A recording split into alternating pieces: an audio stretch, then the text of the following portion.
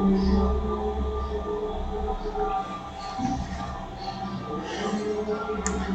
semuanya, perkenalkan, nama saya Firda Rizkiana Fatahila.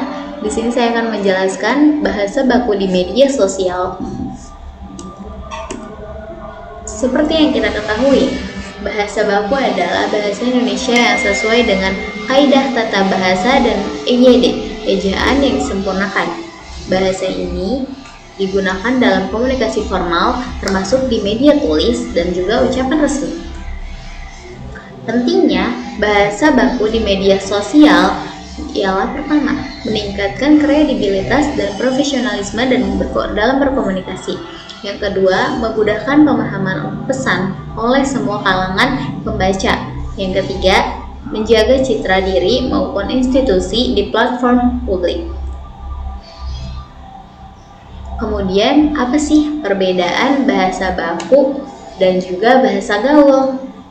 Pertama, bahasa baku lebih formal dan mengikuti aturan tata bahasa yang benar. Yang kedua, bahasa baku itu biasanya digunakan dalam platform resmi atau yang biasanya menjaga image.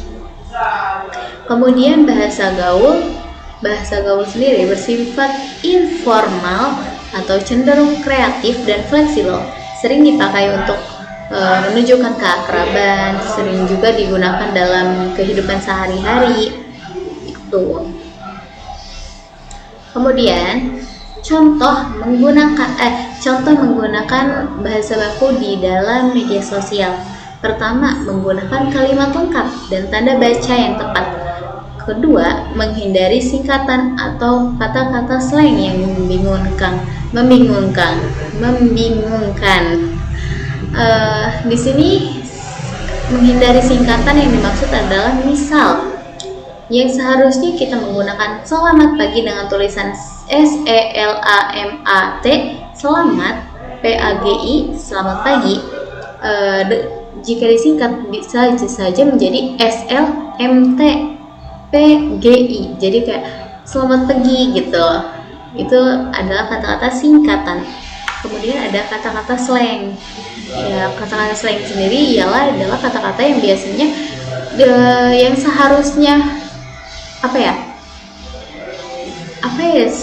slang itu seperti sengaja dibelokkan gitu loh, seperti misalkan selamat pagi. Kalau di slang itu misalnya selamat pagi ada huruf Y-nya di akhir atau ada huruf W-nya di akhir gitu. Nah, contoh kalimat sendiri dalam kalimat bahasa baku sendiri dalam media sosial itu, misal contoh, mohon untuk mengisi formulir terlebih dahulu sebelum pukul 17.00 WIB. Itu adalah contohnya. Kemudian selanjutnya ada tantangan penggunaan bahasa baku di media sosial. Oh iya, sebelumnya setiap ada tantangan pasti ada solusinya. Ya, di sini kita akan menjelaskan tantangannya terlebih dahulu. Tantangan yang pertama adalah kebiasaan di kehidupan sehari-hari menggunakan bahasa Indonesia. Santai. Ingat, santai. Misal di kehidupan sehari-hari kita menggunakan bahasa Indonesia yang santai. Ya jelas, kita pasti mempunyai kesulitan tersendiri dalam menggunakan bahasa baku, maupun di dunia nyata, di dunia pekerjaan, ataupun di media sosial pasti ada tantangannya itu. Kemudian ada terbatas waktu dan karakter dalam postingan mengaruhi penggunaan bahasa formal. Selanjutnya ada pengaruh tren dan budaya anak muda. Seperti kita ketahui ya, tren anak muda ini sudah bisa dibilang sudah sangat jauh gitu ya. Jadi kalau misalkan untuk anak muda sekarang, untuk Gen Z saat ini, untuk Gen Alpha saat ini, kalau diajak untuk menggunakan bahasa baku sepertinya udah lumayan sulit gitu ya. Kemudian di sini ada solusi. Ya, di sini solusi agar menggunakan bahasa baku yang lebih efektif di media sosial. Pertama, menggunakan bahasa yang sopan dan mudah dimengerti. Ingat, mudah dimengerti. Karena kebanyakan orang ingin menggunakan bahasa baku tapi ia tidak bisa mengerti bahasa yang ingin dia sampaikan sendiri. Makanya gunakan bahasa yang sopan dan mudah dimengerti.